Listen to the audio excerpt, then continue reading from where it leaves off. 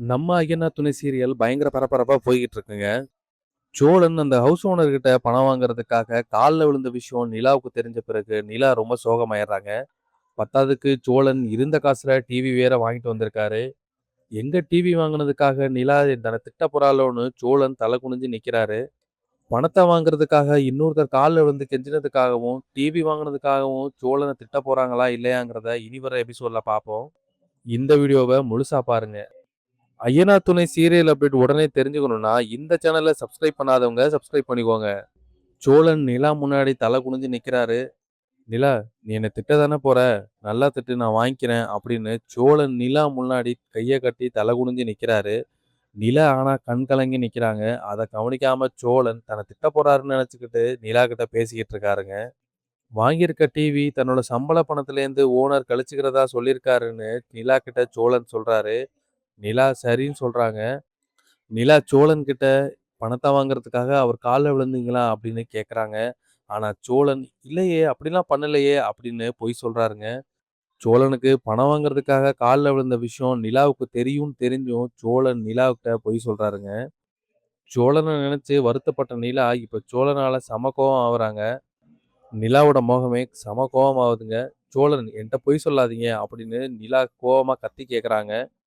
சோழன் நிலாக்கு பயந்து "ஆமா நிலா" அப்படின்னு சொல்லிடுறாரு. எதுக்காக அவர் கால்ல விழுந்தீங்கன்னு நிலா கேட்குறாங்க. "வேற என்ன நிலா பண்ண சொல்ற? நான் போய் அந்த ஆளுகிட்ட பணத்த திருப்பி குடுங்க. நாங்க வீட்டுக்கு குடி வரலன்னு சொன்ன பிறகு என்னால பணத்த திருப்பி தர முடியாதுன்னு சொல்லிட்டாரு. வாங்குன டோக்கன் அட்வான்ஸ திருப்பி குடுக்கவே முடியாதுன்னு சொல்லிட்டாரு. என்னால அவருக்கு ரொம்ப லாஸ் ஆயிருச்சாம். அதனால பணத்த அப்படியே வச்சுக்கிறேன்னு சொல்லிட்டாரு. அது எப்படி நிலா அப்படி விட முடியும்? நான் எவ்வளோ பொறுமையா கெஞ்சி பார்த்தேன். அவர் கேட்குற மாரியே இல்ல. நான் அவர் கால்ல விழுந்து கெஞ்சணுங்கிற ஐடியாவிலே இல்ல. அவர் பணத்த தரமாட்றாருன்னு சொல்லி நான் வீட்டுக்குள்ள போய் உட்காந்துக்கிட்டேன். வீடு புகுந்து பணத்துக்காக கலாட்டா பண்றேன்னு போலீஸ்ல கம்ப்ளைண்ட் குடுத்துருவாருன்னு சொன்னார் நிலா. எனக்கு என்ன பண்றதுன்னு தெரியல. நான் எவ்வளோ பெரிய தப்பு பண்ணியிருக்கேன்னு அப்பதான் புரிஞ்சுது. ரூ. 20,000 பணத்த எடுத்து குடுத்துருக்கேன். ஆனா அவர்கிட்டேருந்து ஒரு ரிசிப்ட் கூட வாங்கல. எந்த ப்ரூஃப்மே இல்லாம இருக்கு. கண்டிப்பா போலீஸ் இவர் சொல்றத நம்புவாங்க. எதுக்காக அவ்வளோ தூரம் போகணுங்கிறதுக்காக தான் கால்ல விழுந்துட்டேன் நிலா. வேற வழியே தெரியல. அந்த நேரம் பார்த்து இந்த வானதி லூசு வேற வந்துட்டா. பாண்டியன் சொல்ல சொல்ல கேட்காம அவளா வண்டியில ஏறி வந்திருக்கா. வந்ததும் இல்லாம நேரா இங்க வந்து போட்டு விட்டுருக்கா. "சாரி நிலா, நான் உன்ன ரொம்ப அவமானப்படுத்திட்டேன். என்னால உனக்கு ரொம்ப கஷ்டமா போச்சு" அப்படின்னு நிலா கிட்ட சோழன் மன்னிப்பு கேட்கிறாருங்க. "இவ்ளோ நடந்திருக்கு. எனக்கு ஒரு நீங்க ஃபோன் கால் பண்ணியிருக்க வேணாமா? யாரோ சொல்லி தான் எனக்கு தெரியுது. வானதி நீங்க இன்னொருத்தருங்க கால்ல விழுந்து கெஞ்சுறீங்கன்னு சொல்றப்ப எனக்கு எவ்வளோ கஷ்டமா இருந்தது தெரியுமா?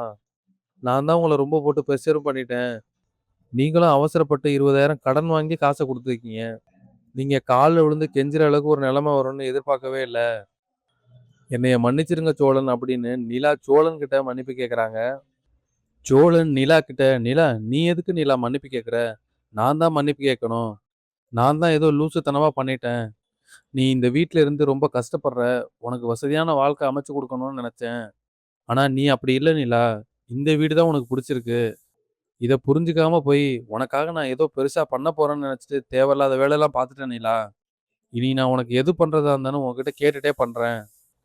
என்னைய மன்னிச்சிரு நிலா" அப்படின்னு சோழன் நிலா கிட்ட மன்னிப்பு கேட்கிறாரு. சோழன், "நீங்க எனக்காக நெறையா பண்ணியிருக்கீங்க. என்ன நீங்க நல்லா தான் பார்த்துக்கிறீங்க. எனக்கு அப்படி ஏதாவது வசதிகள் தேவைப்பட்டுச்சுன்னா, நான் கண்டிப்பா உங்ககிட்ட கேட்பேன். அப்ப எனக்கு பண்ணுங்க. எங்க அப்பா சொல்றாரு, எங்க அண்ணன் சொல்றாருன்னு நீங்களா எதுவும் பண்ணிறாதீங்க. அவங்க எல்லாம் அப்படிதான். எனக்கு இங்க இருக்க தான் புடிச்சிருக்கு. இதுதான் சோழன் நம்ம வீடு. வீட்ட பக்கத்திலேயே வச்சுட்டு, நம்ம பாட்டுக்கும் போய் தனியா வாடகை எடுத்து தங்குறது அவ்வளோ நல்லா இருக்குமா சோழன்? நீங்களே கொஞ்சம் யோசிங்க" அப்படின்னு சோழன கேட்கறாங்க. "நிலா, நீ எவ்வளோ வசதியா வளர்ந்த பொண்ணு. நீ பொறந்து வளர்ந்த வீடு எல்லாம் இத விட 20 மடங்கு பெரிய வீடு. நீ சின்ன வயசா இருக்கும்போதே உங்க வீட்ல எல்லாமே இருந்திருக்கும். அதெல்லாம் உனக்கு சகஜமா பழகியிருக்கும்.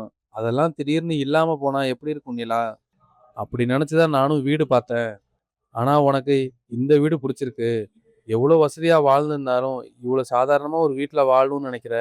எனக்கு உன்ன நெனச்சு ரொம்ப பெருமையா இருக்கு நிலா" அப்படின்னு சோழன் நிலாவ பத்தி பெருமையா பேசுறாருங்க. சோழன் தன்னை பெருமையா பேசுறத நெனச்சு நிலா ரொம்ப சந்தோஷப்படுறாங்க. நிலா சோழன் கிட்ட, "என்னை பெருமையா பேசினதெல்லாம் போதும். தயவு செஞ்சு இனிமே யார் கால்லயும் விழாதீங்க. எந்த சூழல்லயுமே யார் கால்லயும் விழாதீங்க" அப்படின்னு சோழன் கிட்ட நிலா சொல்றாங்க.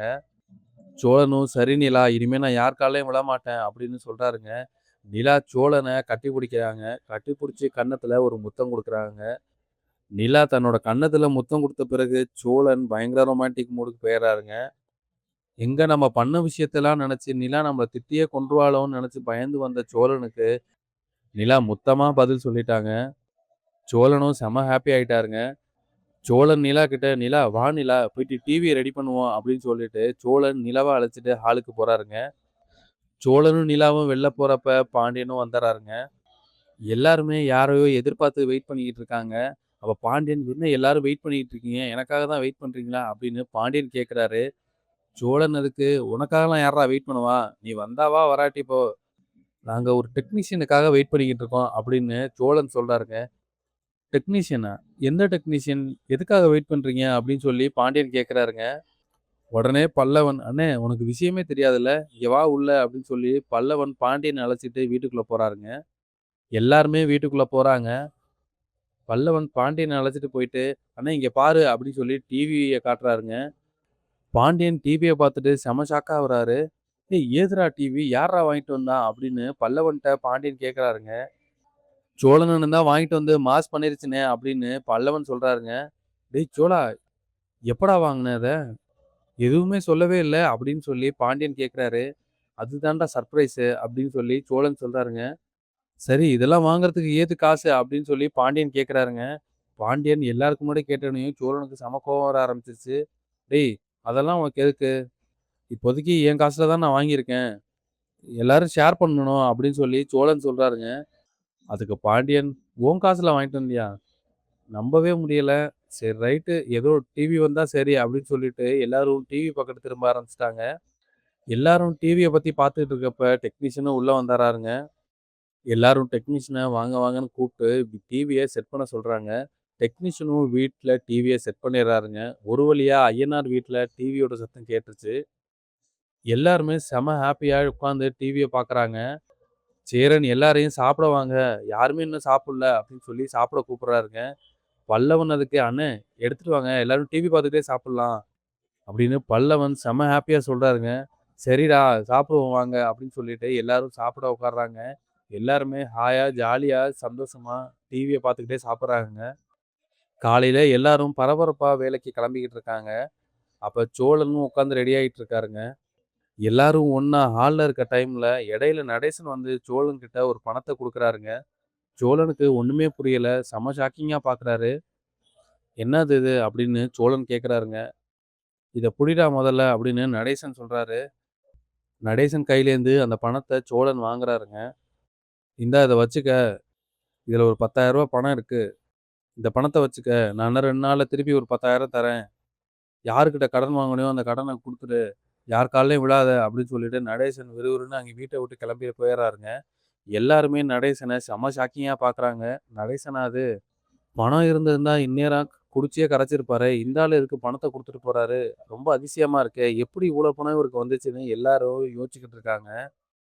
இடையில சேரன், "டேய் சோழா, அவர் நேத்து நைட்டு வீட்டுக்கு வரவே இல்லடா. நேத்து நைட்டு வானதி வந்துட்டு உன் விஷயத்த சொன்ன பிறகு அவரு வீட்ட விட்டு வெளில போனாரு. ஏதோ சவாரி இருக்குன்னு சொல்லிட்டு தான் போனாரு. விடிய காலையில தான்டா வந்தாரு. நைட்டு வரவே இல்ல. ராத்திரி முழுக்க வண்டி ஓட்டியிருப்பாரு போல. செம்ம டயர்டா வந்தாரு. அதுதான் உனக்கு இப்போ பணத்த குடுத்துட்டு போறாரு" அப்படின்னு சேரன் சொல்றாருங்க. அதுக்கு பாண்டியன், "இவரு அது மாரிலாம் செய்ற ஆள் இல்லையே. இந்நேரம் ஒரு காசு இருந்தா பிளாக்ல வாங்க குடிக்கிறதுக்காக விடிய காலையிலேயே போய் நிப்பாரே. ரொம்ப அதிசயமா இருக்கு. ஒருவேள மாறிட்டாரோ?" அப்படின்னு பாண்டியன் சொல்றாருங்க. அதுக்கு பல்லவன், "அண்ணே அவரு மாறுறதுக்கெல்லாம் வாய்ப்பே இல்ல" அப்படின்னு சொல்றாருங்க. அதுக்கு நீலா, "டேய் பல்லவா கொஞ்சம் சும்மா இருடா. அவரு இப்போ கொஞ்ச நாளாவே குடிக்கிறதில்ல. அவரு இப்போ குடிக்கிறத கண்ட்ரோல் பண்ணிட்டு தான் இருக்காரு" அப்படின்னு நிலா சொல்றாங்க. இதுதாங்க நாளைக்கு நடக்க போறது. ஐயனார் துணை சீரியல் அப்டேட் உடனே தெரிஞ்சுக்கணும்னா, மறக்காம சீரியல் எக்ஸ்பிரஸ் சேனல சப்ஸ்கிரைப் பண்ணிக்கோங்க.